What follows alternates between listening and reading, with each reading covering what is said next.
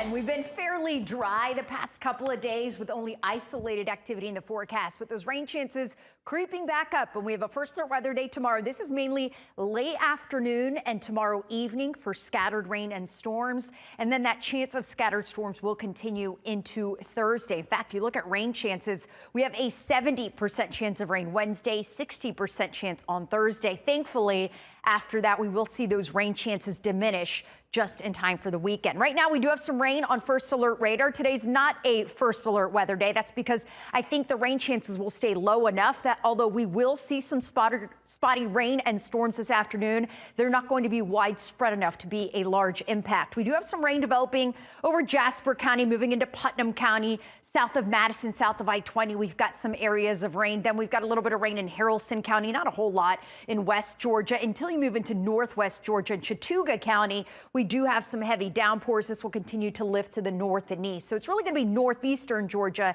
that has the higher rain chances for today. With the fact that we haven't seen much rain, we've had a couple peaks of sunshine. It's getting hot already. In fact, in Eatonton, it's already almost 90 degrees. It's 84 in Atlanta, 86 in Athens. Will be a little cooler in northwest Georgia with the clouds and showers. Some spotty storms through the afternoon. It will stay muggy. Because of that, we will be in the upper 80s this afternoon with about a 30 to 40% chance of rain. Right now, not a whole lot on radar, but as we get closer to 6 and 7 o'clock, we will see some storms. Again, I'm not expecting a washout. I'm expecting spotty afternoon storms in the forecast with higher rain chances this evening. By tonight, some slightly higher rain chances, but overall, it's not until tomorrow that we have that first alert weather day. Starting off dry in the morning and through the lunch hour, but the later it gets, the higher the chance of rain. So the first half of the day tomorrow, mostly dry.